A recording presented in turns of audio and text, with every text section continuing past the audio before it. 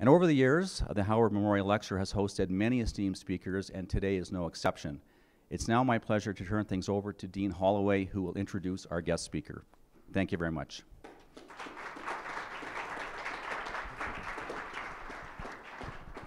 Thank you very much, David. And David, I want to say to you and to all your partners at BLG that it's a real honor for us at the law school to be able to join with you in celebrating each year the legacy of the late Bill Howard. Bill Howard was part of the greatest generation, and I sometimes think it's difficult for us to conceive of just how great a debt we owe to them. These young men and women who left their studies and went overseas and endured the horror of war for 5 or 6 years, only to return and then turn their industry to building Calgary and Alberta and Canada as we know it today. And truly, David and colleagues from BLG, it's a great honor for us and for me to be able each year to say a few words in commemoration of Mr. Howard. And in that regard, it's a delight for me to be able to introduce to you this year's Howard Lecturer, Major General Blaise Cathcart, the Judge Advocate General. General Cathcart is a maritimer, and for those of you who know me, you will recognize that for me that's a badge of particular distinction. He went to Dalhousie Law School, as I've said, Canada's other great law school. General Cathcart began his career in private practice in Halifax, but shortly after being admitted to the bar, he joined the armed forces as a lawyer. And for those law students here who are thinking about sort of possible career options, General Cathcart's career shows you what kind of a neat options the service can give you. So over the years, General Cathcart has served in the civil claims branch of the Judge Advocate General, in the human rights branch. He has served as the senior legal officer in the East Coast and the West Coast, here in the Prairies. He was actually at one point based here in Calgary. He was based as our legal representative in the former Yugoslavia. He has served as the legal advisor to the Government of Canada, the military legal advisor to the Government of Canada, and along the way, the Armed Forces sent him to complete his Master of Laws degree at the London School of Economics, where he won the Lauter Prize, a very distinguished prize for the top student in public international law. So, ladies, gentlemen, colleagues, friends, can I ask you to join me in welcoming today this year's Howard Lecturer, General Blaise Cathcart. Thanks very much. Thanks to Dean Ian Holloway for the kind invite here, and to our good friends David Whalen and the others from BLG. It's a tremendous pleasure to be here. You might have saw to bring up, as we say in the law, I'll be short. No, it's just really big print. You get old, so for those in the front rows. So I'll be, I have a bit of, like I said, a prepared text. My goal is to try and keep it around about 40 minutes or so, and what I really hope and encourage are some question and comments from you folks. It's, I think, a rare day indeed when my bosses in Ottawa let me go outside the bubble in Ottawa and get out to law schools in particular to be able to speak to up-and-coming students. So it really is going to be an opportunity as much as I hope you can think of questions and comments that we have at the end of the lecture. So again, thanks everybody being here. As I said, it's truly a distinct honor and privilege for me to deliver the William A. Howard Memorial Lecture today. I wish to thank the Faculty of Law for the invitation to speak. Also, we do have a connection with the Office of the JAG here with the U of C Law. My current Chief of Staff, Colonel Bruce Wakeham, did his studies here. We also have one of our Lieutenant Commanders, Brent Walden, who is currently serving as one of our Defense Counsel before Courts Martial. And I had the pleasure of meeting today 5 students, who I hope are all here, because I threatened them, that have served in the military, not necessarily looking for a career in the Office of the JAG, but we'll see after today whether I've convinced them about that. We also had, recently as last year, some who may have been around, Captain Alex Watson, one of our military legal training program officers. He was here as well. So we feel a good bond and a connection with the University of Calgary, and on many levels, and hoping that this is yet another step in the evolution of growing and continuing those bonds. I have to start, though, with a bit of an admission that I was not that familiar with Bill Howard QC, and the legacy that he left both in his military and legal careers. However, after some research and validation with Wikipedia, and I quick to add, not WikiLeaks, I quickly learned that he was, amongst many things, a distinguished military officer and, of course, a real legal trailblazer. I truly hope I can do him justice in my remarks today. I'm thrilled to be back in Calgary. Like I said, it's rare for me to get outside of the bubble of Ottawa. I don't know if I want to read too much into it, that the rare time I leave, I get a new Minister of National Defense the next day, although he is from Calgary. Just saying. But as Dean Holloway indicated, I was indeed posted here back in 1996 as a young major. At that time, I was given the task of essentially closing down what was called Canadian Forces Base Calgary, more affectionately known as Currie Barracks, which was down south on the Crowchild. And I think back 1996, that's a long time ago. And I don't want to hear anybody in the room saying, I wasn't born then, or I was 1 year old. However, when we think about it, we had Theo Fleury was the Flames captain, Ralph Klein was premier, the Macarena by Los Del Rio was the top song of the day. Where are they now? I don't know. And ER and Seinfeld, my two favorite shows, were the top shows. But in all seriousness, I learned a true ton about military law in my time here in Calgary, made many lasting friends, and learned that Calgary was and remains a huge supporter of the Canadian Armed Forces. That was a long time ago.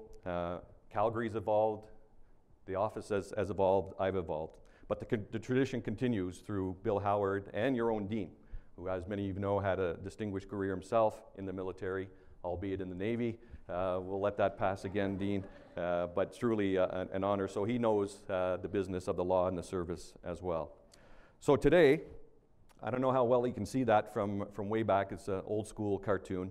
But I want to talk about military law in the 21st century, and this kind of, in some ways, captures the positive message and maybe an overstatement of the negative message. What I mean by that is, more than ever, not only in Canada but around the world, certainly in Western democracies, lawyers and legal officers are intimately involved in all aspects of military operations. And that truly goes from the terms, and I'll try to keep the acronyms to a minimum, or try to spell them out if I remember, from the strategic level to the operational level, right down to the ground, which we call the tactical level. And so this cartoon sort of shows that a bit. The reason I say it's a bit of an overstatement on the negative side is, it's not a question of the lawyers replacing commanders. Commanders still command, as it should be, just that they're more used to having lawyers literally beside them at all those three levels of command that I mentioned. I'll talk a bit more about that as we go on. And so I do want to talk about the important role that Canadian military lawyers play in the Canadian Armed Forces of the 21st century. I'll first talk about the role of the Canadian Armed Forces. I hope that should be a little bit of repetition for some, but it'll be new for others. I'll discuss how law is intrinsically linked to the Canadian Armed Forces, both as a tool to regulate its functioning and as an object that it serves.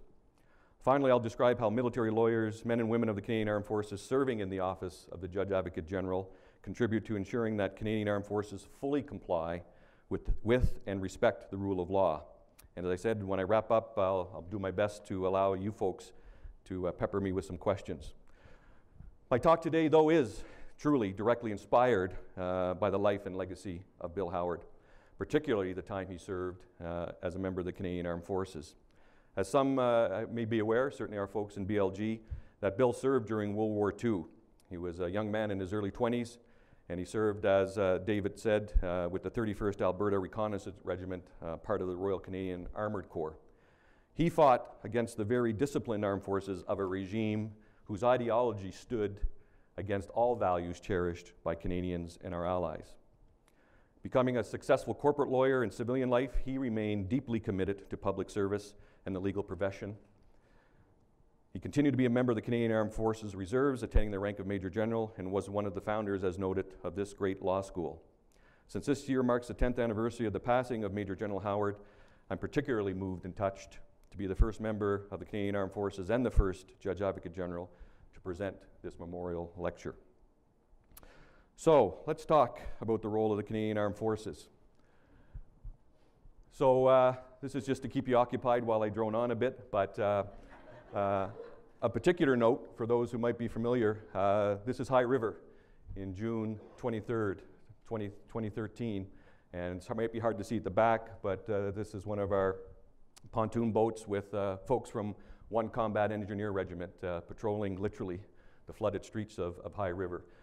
Just an example, which I'll talk about a bit later, of the contribution. So it's not just the pointy-end warfighting aspects that we're here to talk about, it's how the Canadian Armed Forces actually are contributing to Canadians at home as well. So at present, the Canadian Armed Forces has close to 68,000 members of the regular force and another 27,000 of the reserve force. Under the current Canadian First Defence Strategy, which was promulgated in 2008, there are 3 main roles for the Canadian Armed Forces. First one, defending Canada. The Canadian Armed Forces must ensure the security of our citizens and help exercise Canada's sovereignty. Defending Canadians from threats to their safety and well-being is a critical role for the government. According to the 2004 Securing an Open Society, Canada's national security policy, there can be no greater role, no more important obligation for a government than the protection and safety of its citizens. Second role, defending North America. I'll talk about that a bit later, but that's obviously in concert with our U.S. partners. Thirdly, contributing to international peace and security. As a trading nation in a highly globalized world, Canada's prosperity and security rely on stability abroad. As the international community grapples with numerous security threats, Canada must do its part to address such challenges as they arise. Indeed, tackling such threats at their source is an important element in protecting Canada. In fulfilling those 3 roles, the 6 core missions have been assigned to the Canadian Forces as follows. Number 1, conduct daily domestic and continental operations, including in the Arctic and through the Canada-US North American Aerospace Defense Command, NORAD, which is headquartered in Colorado Springs. 2, support a major international event in Canada. A good recent example was the 2010 Olympics. 3, respond to a major terrorist attack. 4, support civilian authorities during a crisis in Canada such as natural disaster. Read High River again. 5, lead in or conduct a major international operation for an extended period. And obviously a good recent example of many of those things is Afghanistan, where we were there for 13 years. And 6, finally, deploy forces in response to crises anywhere elsewhere in the world for shorter periods. Specific policy statements concerning defense and national security change over time with circumstances and governments of the day, but these fundamental roles and missions for the Canadian Armed Forces remain, in essence, constant. Of course, at the most extreme end of the spectrum, what it may be called upon to do, the Canadian Armed Forces must be ready to apply deadly force to destroy property and take human life. This is the very reason why we are armed with the most destructive modern equipment in Canada. In the world that should be, there would be no need for such fighting or for an armed force. In the world that is, unfortunately, there are and always will be individuals organizing themselves to impose their will by force, often deadly force. At the collective level, fighting a group of highly motivated human beings using all their intellect, organized and intent on using force against you is an extremely daunting and frightening situation, one that always has high costs financially, materially, and most importantly, humanly. At the individual level, fighting another human being is probably one of the most grueling and terrifying experiences one could face, physically and emotionally, especially if the fight is truly about life or death. For most, the thought of killing or being killed is unnatural and abhorrent. The thousands of years through which humans and states have been fighting one another confirm the fact that discipline is essential to have a fighting force capable of winning. This was reflected by Maurice de Saxe, an officer serving in the French military in the 18th century, when he said, and I quote, "After the organization of troops, military discipline is the first matter that presents itself. It is the soul of armies. It is not established with wisdom and maintained with unshakable resolution, you will have no soldiers. Regiments and armies will only be contemptible armed mobs, more dangerous to their own country than to the enemy," unquote. More recently, Robert Patterson, an American lawyer who served in World War I, went on to become a judge and a U.S. Secretary of War, wrote, and I quote, "An army without discipline is a mob, worthless in battle." While the armed forces of certain countries may be constantly engaged in armed conflict, the armed forces of some others may never be engaged in combat operations, or only rarely. Similarly, within the armed forces, the primary role of every member is not necessarily fighting. Indeed, especially in the 21st century, armed forces consist of a multitude of individuals with various functions such as communications, electronic specialists, mechanics, doctors, cooks, clerks, transports, aircraft pilots, and yes, lawyers. All the same, armed forces are put together, organized, resourced, and trained to be able to collectively fight.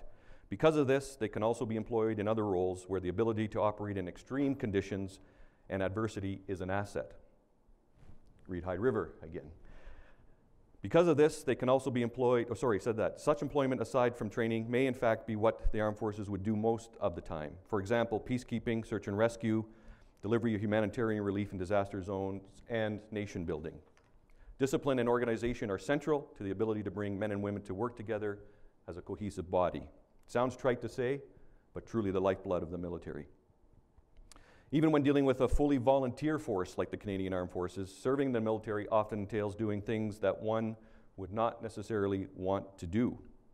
Because of the importance of the roles of the armed forces, they must be able to perform in extreme conditions for the public interest, but they must be regulated, and they must be done so in a way different from the general population.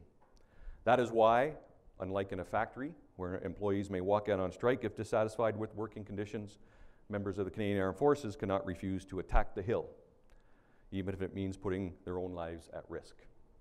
It's truly service before self. To that end, public authorities, acting on behalf of all Canadians, have set out a legal framework to regulate the armed forces in a manner commensurate to their unique nature and roles. The law is the fundamental tool to ensure the organization and discipline of the Canadian Armed Forces. So I'll talk about the law in the Canadian Armed Forces. The legal framework is made or consists of statutes, regulations, governmental decisions and directions, military orders and instructions that consistently regulate the operations of the Canadian Armed Forces. These legal instruments govern, among other things, how individuals are enrolled, equipped, dressed, trained, employed, paid, promoted, disciplined, rewarded, and then eventually released from the military. There are 3 levels of authority responsible to set out this legal framework governing the Canadian Armed Forces. First, Parliament. Parliament enacts the fundamental statutes, particularly the National Defence Act, but there are other important ones for us, like the Canadian Forces Superannuation Act, which helps create our pensions when we retire from the military. In turn, after the statutory level, we have the regulatory level, and these are referred to as the Queen's Regulations and Orders, and those are set out or authorized by the Governor and Council, the Minister of National Defence, or the Treasury Board of Canada, depending on the authority under the Act. The government may also make legally binding decisions pursuant to the Crown prerogative.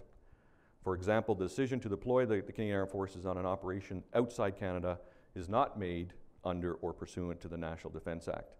It is a purely prerogative power of the executive. And I hope that might engender some thoughts and questions for you later, because that's an issue that's much debated, especially when the forces are deployed, and whether questions arise, to what degree should Parliament be involved in that decision-making process. And I don't know, you guys can help inform me how much the Crown prerogative is even mentioned in law schools today. I suspect it's not much, and certainly not mentioned probably too much in relation to the activities of the Canadian Armed Forces, but it's a very key legal instrument.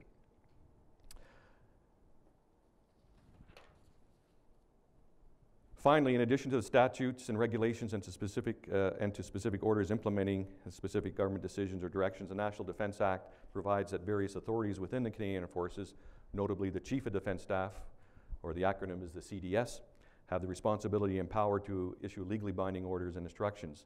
These could be under a specific legislative or regulatory provision. For example, under regulations, to be promoted to a higher rank, a member must meet the conditions prescribed by the Chief of Defence Staff. These orders could also stem from the general authority to command recognized by the National Defence Act. For example, an officer commanding a battalion of 600 members, this is an infantry battalion, a battle group as we refer to it, has the lawful authority to issue orders requiring them to be present for physical training at 0600, bright and early. Similarly, a base or a wing commander, in the case of the Air Force, has the authority to say what type of uniform every member will wear each day. Luckily, there's only limited choices. Of notable importance, Parliament, through the National Defence Act, has set up a separate system of military justice, complete with offences, punishments, service tribunals, detention facilities, judges, prosecution, and defence services. The primary purpose of military justice is to maintain discipline and integrity in the Canadian Armed Forces. Among other things, failure to obey orders is an offence, which could lead to trial and punishment, which could lead up to a sentence of imprisonment for life. Herein lies a type of paradox. That is, the members of Canadian Armed Forces spend their career organized and trained to collectively engage in behavior that would normally be prohibited by law for anybody else, killing and destroying. Furthermore, in order to be able to do so effectively on behalf of the other members of society, they, being the Canadian Armed Forces, are under special rules different from those applicable to the rest of society they are serving. In those paradoxes, there lies a risk. Indeed, a very well-organized and disciplined group of individuals with weapons may pose a risk to the democratic nature of society if the distinct rules that govern them are too alien and different from those of the society they are meant to serve, and if they are not ultimately under effective civilian control. Luckily, Canada has never been, and I suspect never will be, under military rule. Nevertheless, in a democracy, having a military acting as a quasi-autonomous body existing in a civil society it protects may create that risk. What is that risk? To borrow from Mary Dudziak, a professor at Emory University, too much of what she describes as civilian-military gap may be problematic in a democracy. For example, it could lead to mistrust and lack of support from the public, feeling of exceptionalism or exclusion by the military, as well as policy decisions regarding the military based on emotions and misperceptions that could be damaging to Canada's interest. It is a risk against which we are and continue to be very vigilant. To be clear, the existence of a separate set of rules applicable to the military is not the only factor contributing to such a gap. Other factors, such as the number of individuals having served in the military, may influence whether the public is sufficiently connected to its own armed forces. Simply by way of example, you may be surprised to learn that 6 former justices of the Supreme Court served in the military. Justices Dixon, McIntyre, Lemaire, Ritchie, Ledane, and Chouinard. Interesting, all of them were in the artillery, gunners, as our Captain MacDonald here is. Yes. So you've got a bright future on the bench. That's the lesson we're going to come away with. Dixon and McIntyre, like Bill Howard, served during the Second World War, as did many other lawyers from that generation. If one was to survey members of the legal profession today, only to take that particular segment of the Canadian population, I suspect that we see that the direct connection to the military is not the same as it was 50 years ago. I'm not suggesting that everyone should serve in the military, but as a number of Canadians serving in the forces, as the number of Canadians serving in the forces diminishes, the importance of a good knowledge among the public about what their armed forces is critical. Adequate knowledge on military matters helps to foster better informed public discourse and decision-making, and to ensure that the institution is aligned with the aspirations and values of the citizens. Those values which shape Canada as a country can be summarized as 1, deep attachment to democracy, 2, the rule of law, 3, respect for human rights, and 4, pluralism. Contributing to the awareness about military matters is one, as I said, of my objectives here today. To prevent against too much of a civilian-military gap, it is also important not only that the rules governing the Canadian Armed Forces ultimately flow from decisions by elected officials, Parliament and the government, but that specific decisions made within the Canadian Armed Forces conform to the broader Canadian legal system.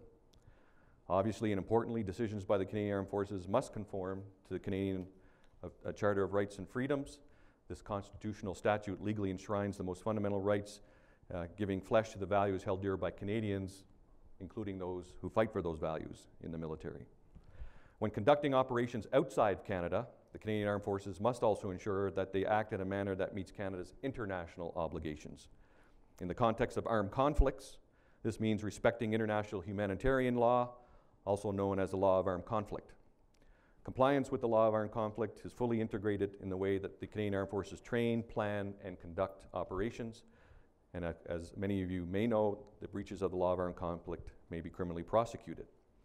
In addition to behavior detrimental to military discipline and law of armed conflict breaches, members of the Canadian Armed Forces are also legally liable to prosecution for any criminal behavior.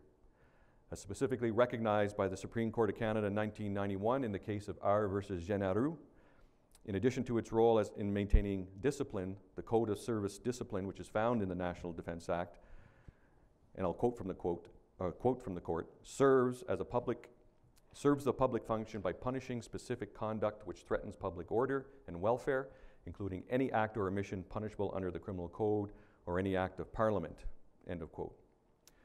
For those offenses, there is usually concurrent jurisdiction between civilian and military tribunals, ensuring that there is no functional legal impunity wherever the offense may have been committed.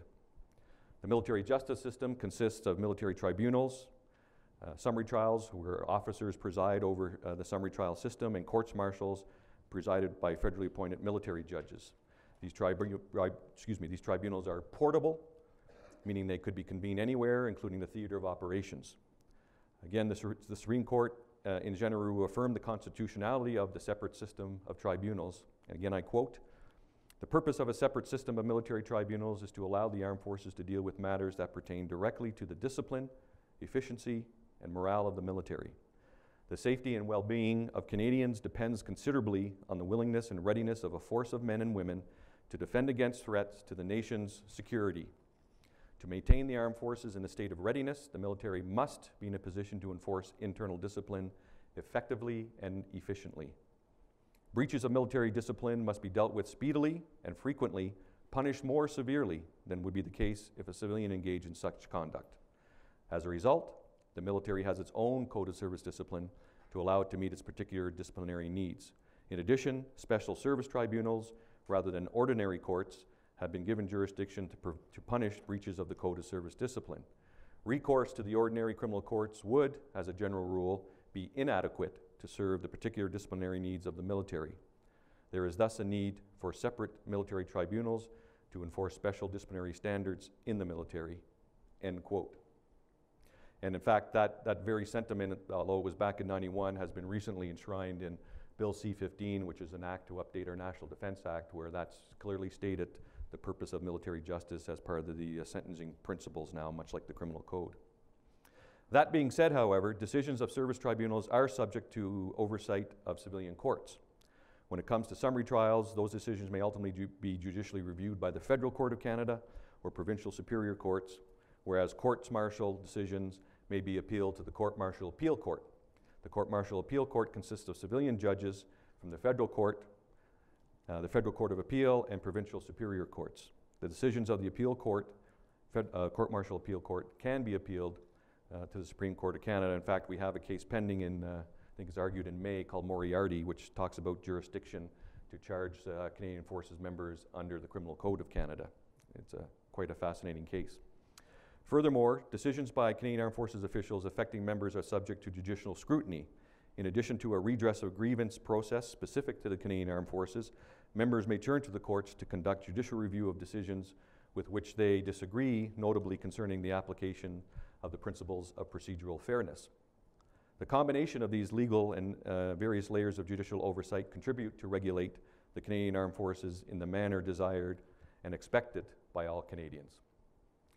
Additionally, the important connection between military service and the broader values of Canadian society is integrated through the Department of National and Defence and Canadian Armed Forces Code of Values and Ethics.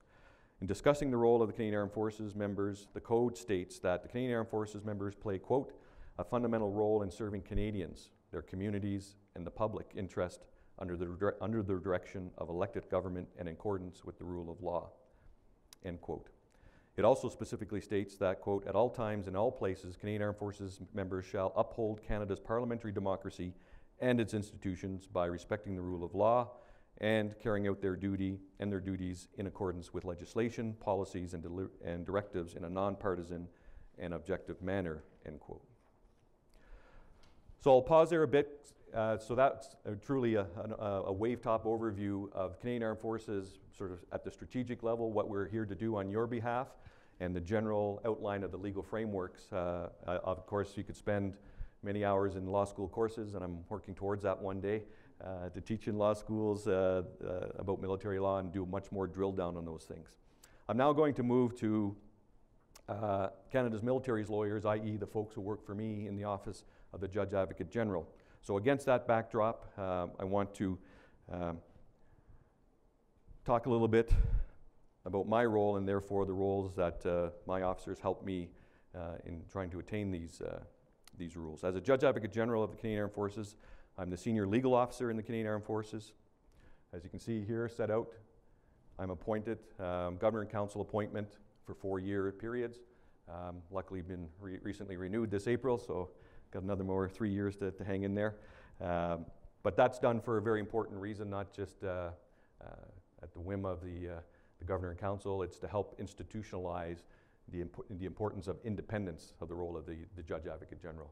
While I wear a uniform, as we'll see a bit later, my boss is not the Chief of Defence Staff, it's the Minister of National Defence, although I'm very respectful and deferential to the Chief of Defence Staff. Unlike other officers, he could not order me, for example, to give a particular legal opinion. I could easily then go to the Minister to have that delicate discussion. Here again, outlining the roles and responsibilities given to me. Of note, and I'll keep an eye on the time because I do want to leave time for questions, but it's always, when I took over in 2010 as JAG, the first client, so to use that language, the Governor General, asked my predecessors, well, what exactly? You know, Governor General is largely ceremonial. What kind of legal advice does he or she need? And they helpfully shrugged their shoulders, said, well, we don't know. We never really gave the Governor General any legal advice. So I simply chalked it up to that. I've met the Governor General, David Johnston, His Excellency. He's a superb individual, legally trained, so that helps. But not long, frankly, after both he and I were on the job, we actually had to deal with a tough legal issue, and that was the question of removing the Queen's Commission from Russell Williams, the infamous former member who went on a killing rampage and rape in the Trenton area. And so one of the administrative actions that the government wanted to take was to remove his commission as an officer from the Canadian Armed Forces. To our knowledge, it had not been done before, so we went back to first principles and said, well, who grants the commission? It's the Queen, in this case the Queen's representative being Governor General.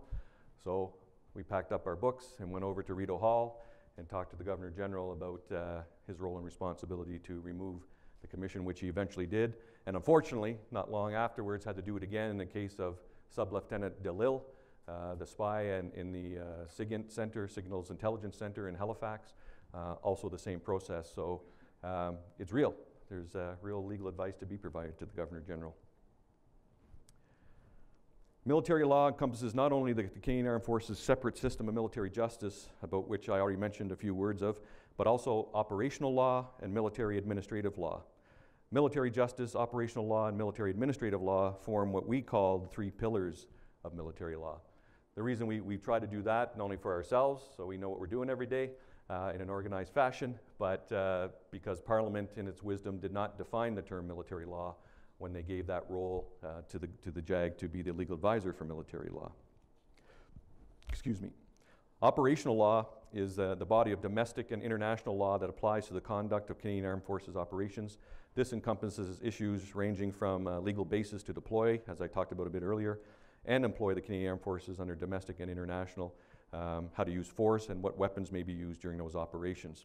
Also from interpreting and applying things like the Law of the Sea Convention, and of course the application of our Code of Service Discipline, including by extension the Criminal Code abroad.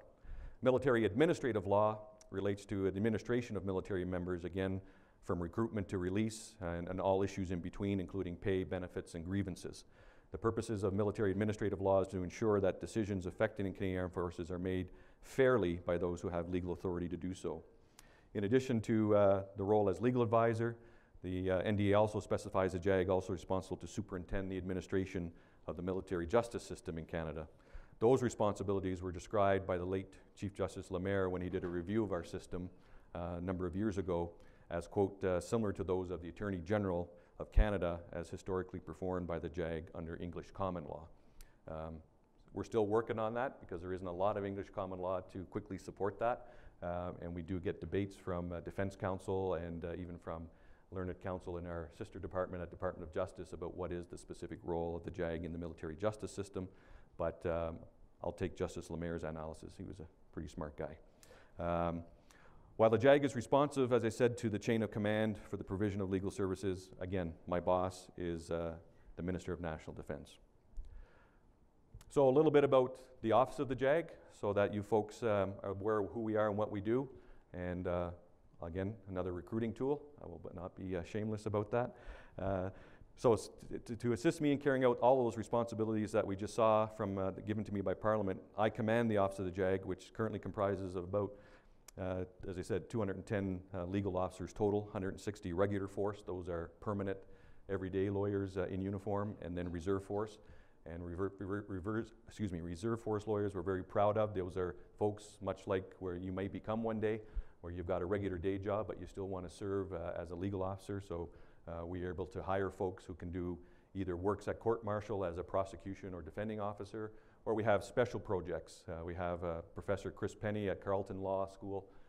He's been hired as a reservist many years ago for other reasons, but he recently worked on the implementation and the drafting of Canada's legislation for the Cluster Munitions Treaty. And so Chris worked at that for about 3 or 4 years solid and did a superb job. Just so you know, just to give you a flavor,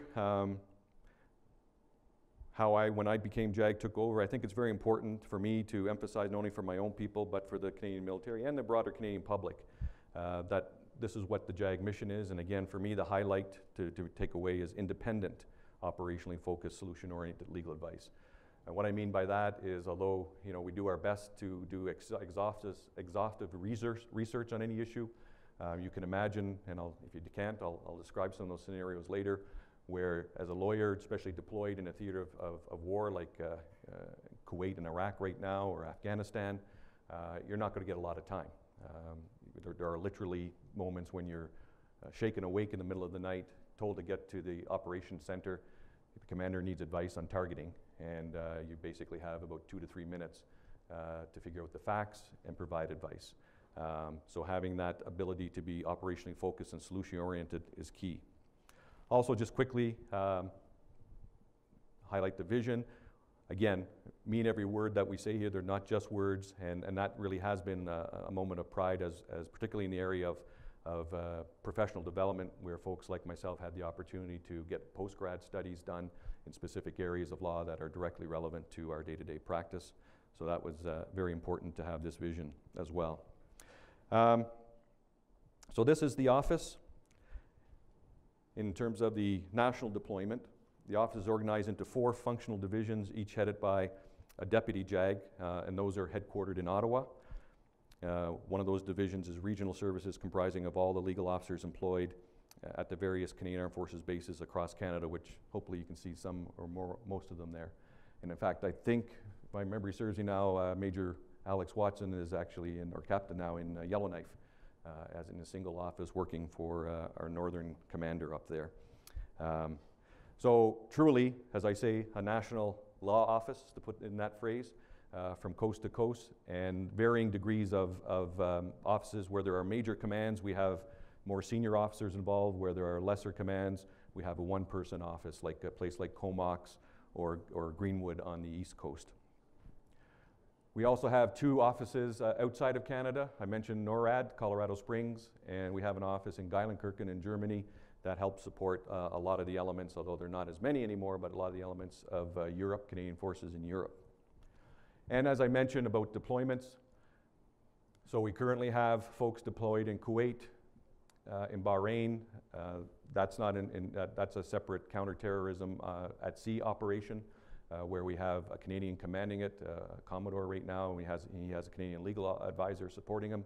And then in Qatar, again, in support of Op Impact. Sorry, Op Impact is the mission against ISIL in Iraq right now.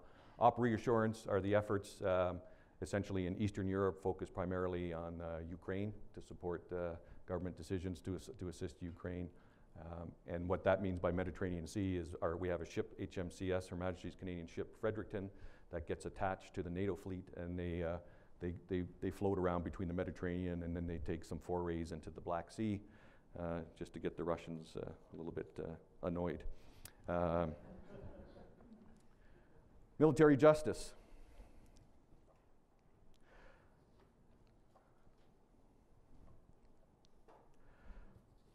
I am skipping ahead quickly here. As I touched upon before, the importance of the concept of discipline, that really is what separates the military from civil society. It's what separates military justice from civilian society. It's not to say civilians ought not to be disciplined in their activities, and they are, of course, but it really is not the fundamental core ideology that really translates into having men and women trained so that when they're put in stressed situations, particularly in situations of armed conflict and combat, that there's an obedience to orders and that there's not a second guessing of orders in those circumstances. That doesn't mean that they can't second guess an order, particularly if it's one that the Supreme Court has outlined as, quote, manifestly unlawful. The best example the court offered was, don't kill babies. That should be obvious to any sailor, soldier, airman in our system. But there are other ones that, where you're literally told to take the objective, go after that hill, and there's a high probability you'll get killed or injured in so doing, and so do I want to obey that order? The short answer is yes. So this is again, a flavor of why it's important to have a separate system of military justice, has been recognized by, again, the Supreme Court in our system. Military administrative law, again, I touched upon some of those issues. What I might highlight, just in addition to the subtitles that you see there, one of the key ones we have today is something called the universality of service principle. It's much in the news, particularly with serving and veterans of the military who lost limbs in Afghanistan, and they're then being released from the military. As often happens, all the facts and the truth of both sides somewhere mixed in between. It's unfortunate because, in my opinion, at the end of the day, the Canadian population doesn't get an accurate view of what the whole concept is really about. What it means, and it's a policy created by the government and the Canadian Armed Forces, is that no matter what your trade is in the forces, if you're an infantry officer, a driver of ships, a pilot, a lawyer, there are 6 fundamental tasks that you must be prepared to do. There are things like carry a buddy, dig a trench, things that you're expected to do in stressful situations. And if you're not able to do those, then you'll be released from the military because we had to have all our men and women at a state of readiness to do whatever the nation requires, not only the war fighting, but to respond in situations like High River in short notice and be physically able to do those things. So yes, when a young man or woman does put themselves in harm's way, as in Afghanistan, and they happen to lose a limb or limbs, it's then very, very difficult for the government and the chain of command to look the individual in the eye and say, sorry, you can no longer serve in the military. Now, what often gets missed in translation is that doesn't mean there's a responsibility of government to look after those individuals. And that's really where the situation shifts to Department of Veterans Affairs to look after that piece. Since we're in a public forum, I won't comment too much on Veterans Affairs, but suffice to say, I think they're getting better now with a new minister and a new deputy minister who just happened to be former Chief of Defense Staff, General Walton Tinchuk. But that's the type of piece where, as a policy, you're called upon to defend, and as a lawyer, we get challenged in our own redress of grievance system. We get challenged in the human rights tribunals. We get challenged in the courts about the universality of service principle.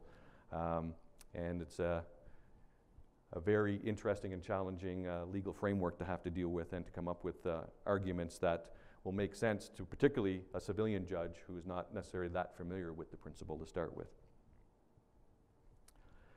Domestic operations.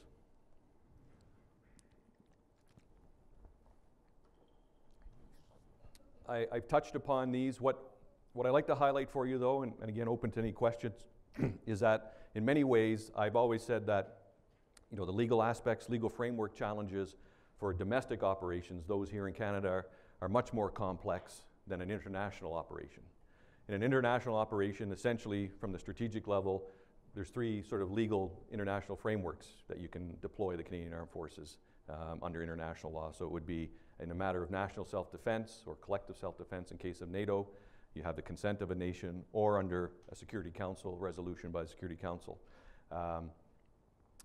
Here in Canada, we've created a framework, partly statutory, mostly through the Crown prerogative I mentioned earlier, of creating orders in council that allow civil authorities to request CF assistance.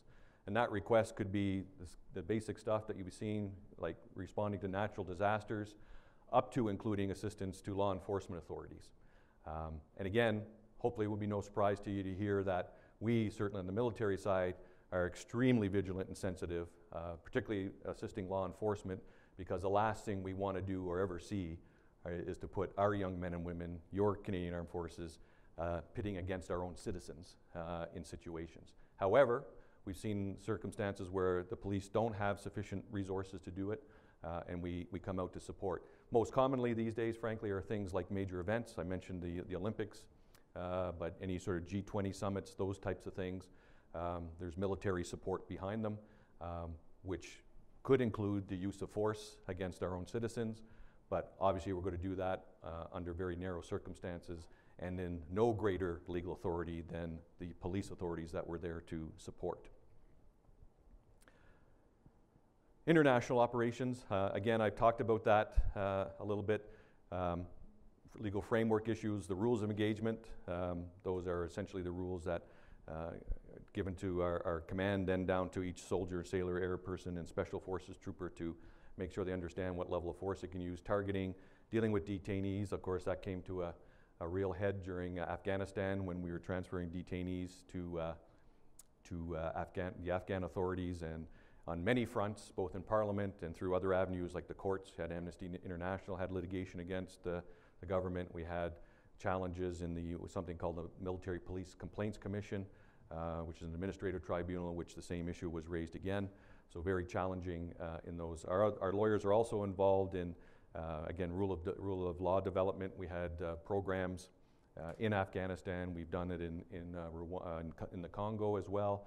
We've also been in Jerusalem assisting the Palestinian Authority with developing its, I wouldn't say military justice system, because the Israelis don't permit them to say military there, they say security.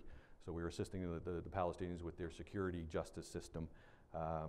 Negotiation of international agreements, training, law of armed conflict, and a legal review and means and methods of weapons of warfare. So every time there's a new weapon introduced in the Canadian forces, we comply with international obligations to review the weapons, make sure it doesn't cause unnecessary suffering against the persons being targeted. So truly a dynamic set of circumstances, really summarized in wave top here. So I'll close here quickly.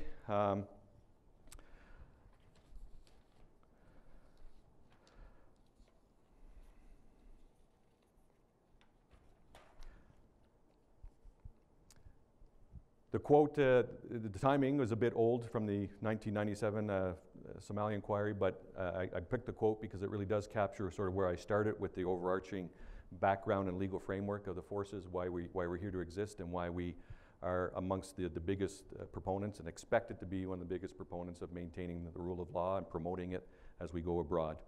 So in closing, it is clear how law is intrinsically linked to the Canadian Armed Forces, both as a tool to regulate its functioning and as the object it serves. Canada expects and demands that the Canadian Armed Forces be fully prepared and ready to conduct any type of mission at any time. The operation may be at home or around the world.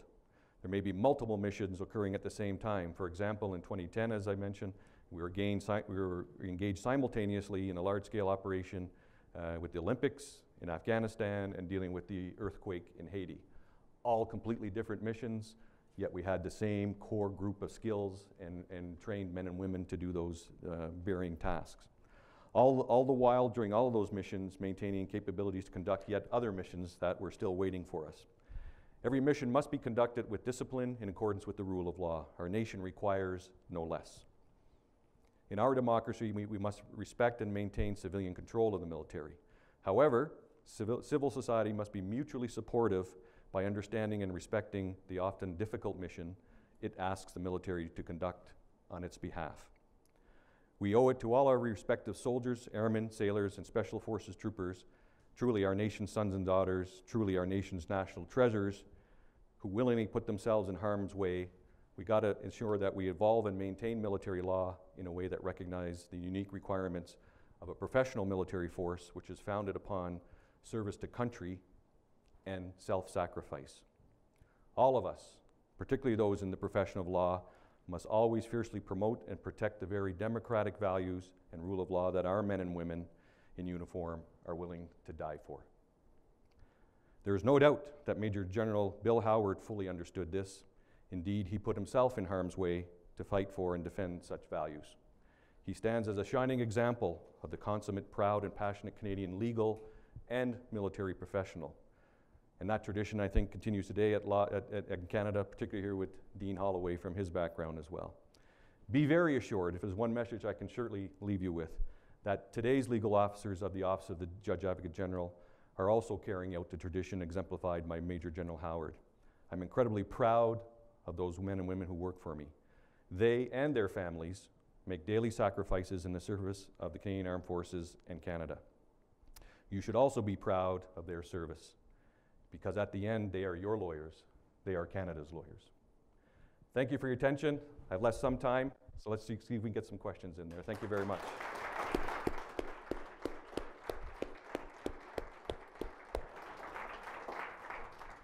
While you're heading out into the crowd, I'll just quickly show some folks. I'd be remiss if I didn't show my folks in action. Obviously, we start with a desk shot. You know, everybody wants to be back in the desk shot. But here are the good folks doing the stuff. All the shots from Afghanistan over the many years. Some more shots from Afghanistan. You see down here, I mentioned the Theater of Operations Center, Ops Center. That's where you get the call to go out and give that late night advice. And of course, Adam Vanderlyn, a West Coast lawyer dealing with the Navy. And quintessentially, the one I always like to show, because it encaptures everything. My guy, Lieutenant Commander Darren Reeves, he's one of my lawyers on the East Coast. When he served in Afghanistan, in front of a lav with the iconic Stanley Cup. No better way to capture all the values in one place. Thanks. So my question is, when you mentioned that officers or members are subject to the criminal code when they're serving overseas, are they subject to all Canadian law or just the criminal code? No, they're potentially subject to all Canadian law. We have a section of the Code of Service Discipline that I mentioned, Section 130 of the National Defence Act, that allows us to charge offences under any other federal statute, primarily being the criminal code, but we've charged guys under firearms legislation, for example. And that's what I mentioned, that the case of Moriarty, which is currently about to be argued before the Supreme Court, is really focused on that, the defense side arguing that having that broad power is too vague, much like the prostitution laws in terms of its philosophical approach, and that there has to be a clear nexus between the offense and the maintenance of discipline. Lots to say about that, but I'll wait for the Supreme Court. Thank you.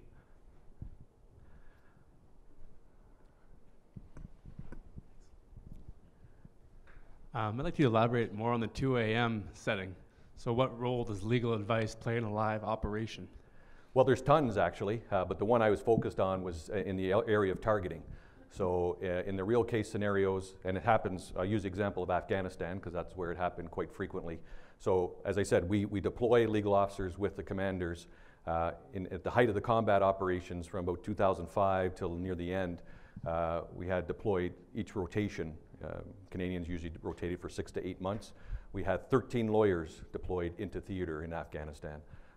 Different taskings. Most of them were involved in advising the task force commander and the battle group commander in special forces operations. But we also had folks, as I mentioned, doing rule of law projects as well. But on the assistance to our warfighting side of the house, we'd have lawyers who are directly engaged in all aspects, but in this one it was targeting. So what you'd often get, you'd have usually intelligence and a feed from, from a drone, watching certain targets, either individuals or equipment on the ground, and you're literally, called in because we have inside our structure, our doctrine mandates that for targeting, all targeting, including what we'll call the targets of opportunity, not the ones that there's a building, we can attack it tomorrow, but somebody literally pops up in the middle of the night. We have a very engaged targeting process that involves obviously the operators, our intelligence folks, policy folks, and lawyers. And the lawyer's role is to advise on the law of armed conflict constraints in terms of collateral damage, making sure it's a valid military objective, and working with the commander to give literally at times in those settings. And it's not happens every time, so I don't want to overstate it. It's not the TV show every week, but there were many moments of life or death that the commander is just looking for a thumbs up or a thumbs down. Does that answer your question? Yeah, fascinating. Thank you.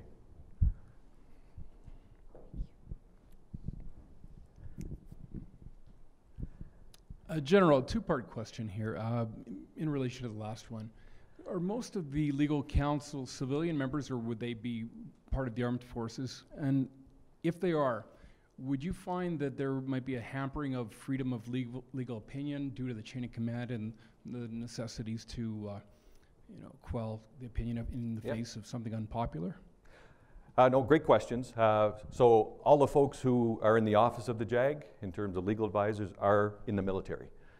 So you're recruited, you go off to basic training like any other officer. It's now in Saint-Jean in Quebec.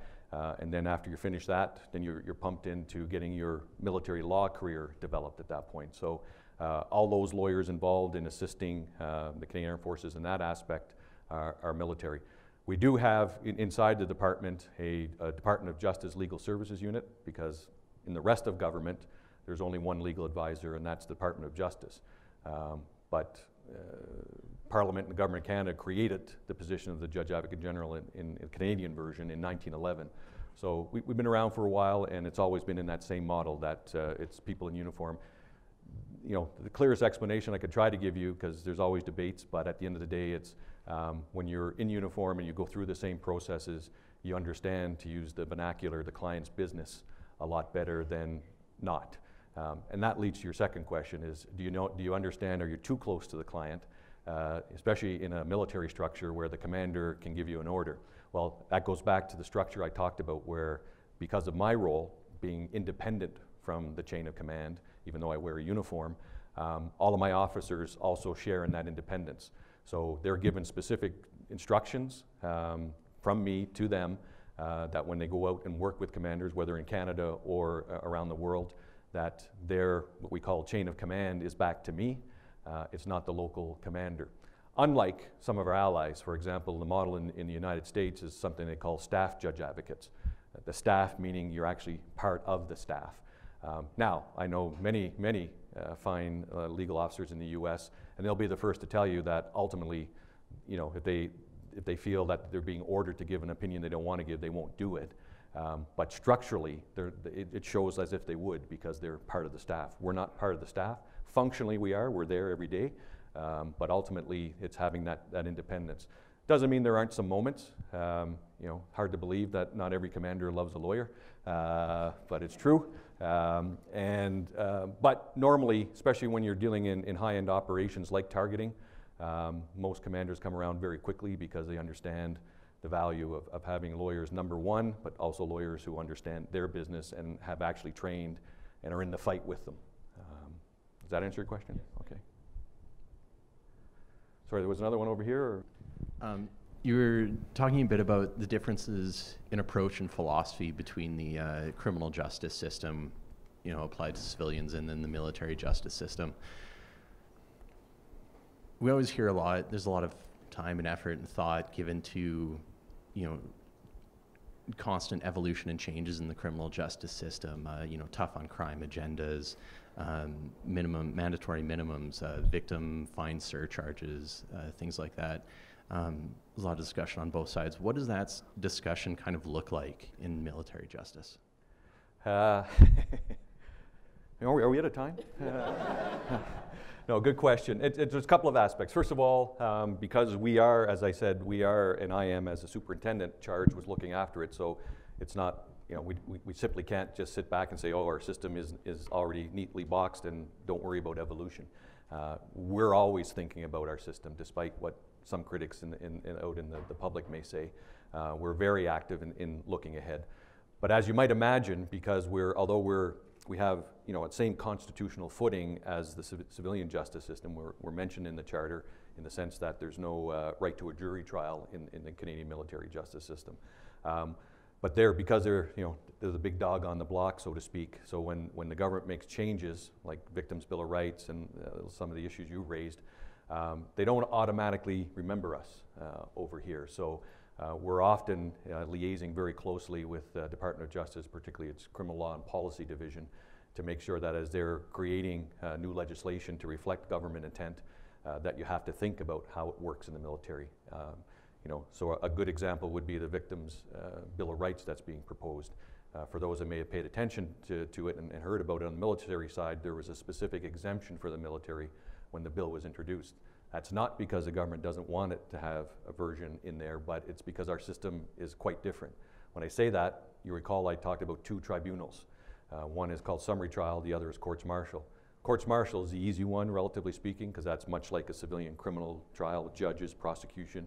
Summary trial system, which annually 95% of all charges are actually dealt by summary trial rather than courts martial. That's non-judicially, non-legally trained commanding officers, more like an administrative hearing, but currently with certain powers to detain, have people sent to detention, for example. In that system, an accused doesn't have a right to a lawyer. They can ask for a lawyer to represent them, but they don't have a right to a lawyer. So how do you figure in the potential system that could have a right for the victim in the case to have a lawyer but not? So we just needed more time because the civilian system, kind of got out in front of us. And that's not a criticism. That's their role. They look after their system. So we're constantly doing two things: thinking how to evolve our own, and then when the civilians sort of jump out in front of us, we got to pull ourselves back in and say, wait a minute, which doesn't always go well over with the government when they want to do things quickly, and you can say, well, you may not be able to introduce that legislation because we haven't figured out the military guys yet. A lot of grumbling, but they understand they have to wait for us. Yeah.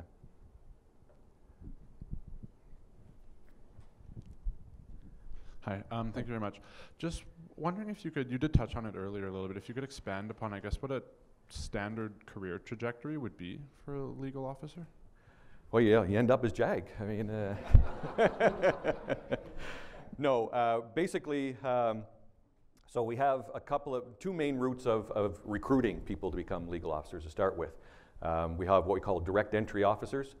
Those are the primary source of recruits, and that's where I came from, that world. Those are people who are grads and have a call to a bar somewhere in Canada, and then they're just recruited and brought in to get their military training and become a legal officer.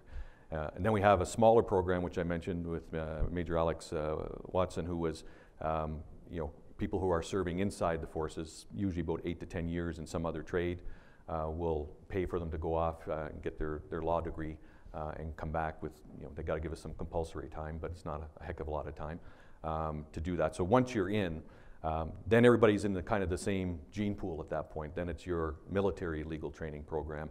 And that's usually about a 4-year development to get you to the level where we can put you out in the field or on deployment and have a lot of confidence that you'll be able to come to the right decisions without having to make too many calls home. We're all human. You got to call home for sure at times. And then from there on, it's really a pattern of, as I said, you saw the big map with all our offices. So we try to push our newer folks out into the field first, because that's really where you get the jack of all trades. Every email, every phone call is different. Dealing with charging somebody on their code services discipline to dealing with the local town or mayor who's upset because your sewer is pouring over into their sewer or whatever. So you really cut your teeth in that sense, and then you're brought back into Ottawa at the headquarters, where we're broken down into specialized directorates, as I mentioned, dealing with military justice, operational law, and administrative law. And all through that process, you're being evaluated. Now, In our system, unlike the rest of the Canadian Armed Forces, when you're brought in our system, you're promoted immediately from, you know, an officer cadet to a captain. And that means something to people who went through those other ranks to suffer through a bit longer. And then from there, our working rank, that we call it, is a major position. And we have, in the size of our population, I told you, about 160, about 100 are in that sort of big chunk of majors. And those are what we call the worker bees. Those are the levels that you're going to get all the real challenges and what I'll call the real legal work. Then when you're one rank higher, lieutenant colonel, that's when you become more, you still have one foot in files, in the work, but you become more of the leader and administrator, supervisor. And then the next level up, the deputy judge advocate, full colonel rank, again, all in Ottawa. They assist me in managing the entirety of the Office of the JAG. And so not unlike some other endeavors in private world, the higher you get, sort of the less connected to the law directly you get. But when I say that, I don't mean it that you're not far from it. Every day I'm dealing with the law, but not as a major where you're dealing there. So roughly, if you're staying in, we expect when we recruit people that you'll want to stay in to at least a 25-year mark. The reason for that, because that's the point at which you get your pension without any penalty. You can take your pension between 20 and 25 years, by which with the penalty, anytime up to 10 years, you get return of contributions. So we expect roughly people to be in 25 years. Obviously, as you get higher, there's less room for promotion. We have around 38, 36 lieutenant colonels and 5 full colonel positions and only 1 JAG. So it's going to be more competitive and tough, and that competition is based on your performance. We do annual performance evaluation reports with every member of the office, and sort of twofold: let them know what we expect, try to give them the right skills and training to get there, and then do the evaluation. And then if you're high enough ranked, then you'll get promoted if a spot opens up. So I don't know if that can specifically answer everything, but it's you know, I think what we try to say is you can expect to be major a good chunk of your career, which, you know, once you get to lieutenant colonel or even JAG, you say, gee, I wished I was still a major again. Just like pilots, that's when they stop flying, is when they get promoted higher. So so it's not all bad to stay there, but obviously on personal pride in a hierarchical organization that sort of displays its rank literally as a sign of your competence in one way. People want to get promoted, but not everybody can.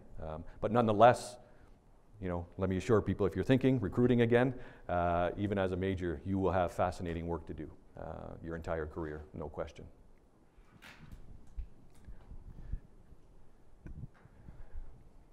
Is that it? Oh, here we go.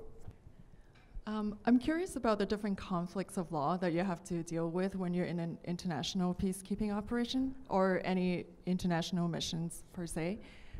You have Canadian law, you have host country law, and then in addition to that, sometimes you're in a command structure that is led by multinational, by different countries. So I'm just wondering, how do you reconcile all the conflicts? And then given that you're often in a very stressful and you're literally at war sometimes, so how do you do that? Yeah, no, that's a great question. We just ignore everybody else. We just do it the Canadian way, the right way. No, it is a truly great, and it's one that's, again, it's really part of the DNA when our lawyers are deployed, you know, in particularly coalitions, because Canada, you know, realistically, nobody can envision Canada doing a mission on its own in an international sense, in terms of, you know, the numbers of troops and resources and capabilities. So we'll always be part of some sort of coalition or multinational effort. You know, ones that are standard, like NATO, for example. You know, we train all the time together. So, and that includes legal officers working together. So that's not a huge challenge. And ultimately, you know, what you have to do is work it out. So if it's often if it's a difference within the coalition, let's say, for example, rules of engagement. You have varying views of what self-defense means, or what kind of level of force can you use to defend property. Can you use deadly force or non-deadly force just to defend property? You'll get varying answers from whatever coalition partner, European view, a US view, an Australian view, for example. In those, what we commonly do are we create caveats so that, you know, if Canadian law requires that you can only do this or you can do more, then we specifically make sure they do that. So that's why it's tough if you are the coalition commander And Canada's been the coalition commander, for example, in Afghanistan at times. And so as a legal advisor there, your number one job is to start talking to the coalition sub-commanders, their legal advisors, and saying, what are your caveats? Because I've got to collate them all for my commander who has the ultimate say, so that, you know, if we want to do a particular mission, the Germans don't have authority to do something, for example. Well, then the commander has to know that, so he doesn't assign that mission to the Germans. He'll assign it to another nation to do that. So in a coalition context, it's usually worked out so that everybody understands and respects the legal constraints. But it is a real challenge. I'll give an example that I mentioned was detainees, particularly with the number of cases dealt with by the European Court of Human Rights on detainees, which frankly, you know, they looked at it purely from a human rights law perspective, and only recently in a case called Hassan versus the UK did they actually say, oh yeah, there's this other body of law called international humanitarian law or law of armed conflict that we have to consider. So when your allies are, you know, constrained by the European Court because we're not bound by its decisions, you know, legally we can go, hey, we're not bound by their decisions, but practically, you know, how are you going to interact with the Brits when they can only do certain things? So you have to really work hard to figure out what each nation can do. As far as host nation goes, again, that's always a huge challenge. We do our best every time we deploy outside of Canada to reach an agreement, whether it's a formal treaty, like a status of forces agreement, or an arrangement locally, so that we can maintain jurisdiction, criminal jurisdiction over our own people in those circumstances. You can imagine that's a bit of a delicate dance in some countries. We're particularly concerned in countries, you know, that still have laws that have death penalty or corporal punishments, because we don't want to have our members exposed to that in any way, shape, or form. But at times there may be situations where you can't reach that full agreement, and you'll just have to frankly trust yourselves as allies that if there's a situation like that, that it can be worked out diplomatically. But we do our best, and we're often successful to get hard agreements in place that we can actually flash. I remember did many 4 tours in ex-Yugoslavia, and one of the jobs I had to do often was run around to some local jails where our guys got in trouble, usually on rest and relaxation moments, and alcohol was involved.